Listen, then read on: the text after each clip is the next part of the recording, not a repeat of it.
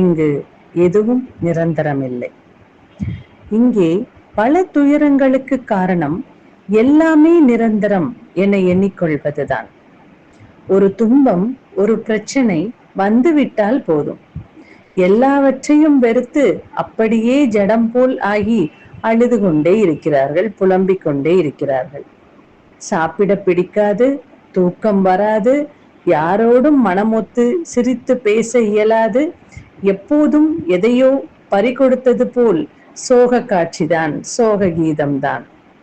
இங்கே நாம் அனுபவிக்கும் மகிழ்ச்சி, துக்கங்கள் எப்படி நிரந்தரம் இல்லையோ அதுபோல நிலையற்ற இந்த உலகில் நிலையானது என்று எதுவுமே இல்லை. எல்லாமே நிரந்தரமற்ற தன்மையே. இன்று 1000 ரூபாயை தொலைத்து விட்டால் எல்லாமே முடிந்ததா என்ன? நாளையே ஒரு புதிய வருமானங்கள் வந்து சேரலாம், புதிய வாய்ப்புகள், எதிர்பாராத சொத்துக்கள் வந்து குவியலாம். எல்லாமே எதிர்பார்ப்புதான். எதிர்பார்த்தலில்தான் நம்பிக்கையோடு ஒவ்வொருவருடைய காலமும் செல்கிறது. இந்த நிமிடத்திற்கும் அடுத்த நிமிடத்திற்கும் இடையே எது வேண்டுமானாலும் நடக்கலாம். ஒரு எதிர்பார்ப்போடு, ஒரு ஈர்ப்போடு, ஆனந்தமாக, உற்சாகமாக அடுத்தது என்ன, அடுத்தது என்ன என்ற உந்துதலோடு நமது அன்றாட கடமைகளை ஒரு சஸ்பென்ஸ் நாவல் படிப்பது போல் அட்டகாசமான வாழ்க்கையை நடத்தி கொண்டு இருக்க வேண்டுமே அல்லாமல் கவலைப்பட்டு கொண்டு இருக்கக்கூடாது.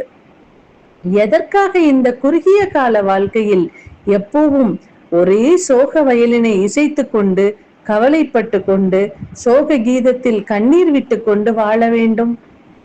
ஆற்றில் ஒரு வியாபாரி குளித்து கொண்டிருந்தான். அப்போது அழகான கைத்தடி ஒன்று மிதந்து வந்தது. அதை எடுத்துக்கொண்டு கரையை அடையலாம் என்று நீந்தினான். அப்போது ஒரு நீர்ச்சுழலில் மாட்டிக்கொண்டவன் தப்பிக்க கடும் முயற்சி செய்து கையில் உள்ள கைத்தடியை தவறவிட்டு ஒரு வழியாக போராடி உயிர் பிழைத்தான். ஆனால் அந்த கைத்தடி எங்கோ நழுவி போய் விட்டது. கரைக்கு வந்த அவன் அழகான கைத்தடியை இழந்து விட்டேனே என்று கதறினான்.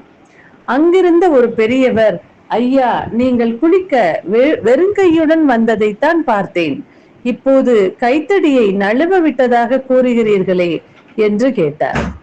வியாபாரி நடந்ததை கூறினான். பெரியவர் சொன்னார், ஐயா, உங்களை பார்த்தால் எனக்கு சிரிப்பாக வருகிறது. ஆற்றில் கைத்தடி மிதந்து வந்தது, அது இப்போதும் மிதந்து கொண்டுதான் இருக்கிறது, இனியும் மிதந்து கொண்டுதான் இருக்கும். அப்படி இருக்கையில் அது உங்கள் கைத்தடி என்று எப்படி கூறுகிறீர்கள்?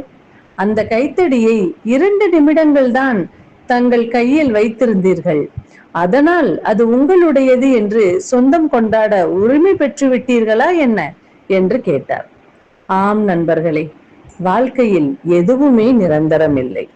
பிறக்கும் போது யாரும் எதையும் கொண்டு வருவதில்லை, இறக்கும் போதும் எதையும் கொண்டு போவதில்லை. ஆனால் வாழ்வில் பலவற்றை உரிமை கொண்டாடுகிறோம். நமது துன்பங்களுக்கு எல்லாம் உரிமை கொண்டாடுதல் தான் காரணம். ஆம், எங்கும் எதுவும் நிரந்தரமில்லை.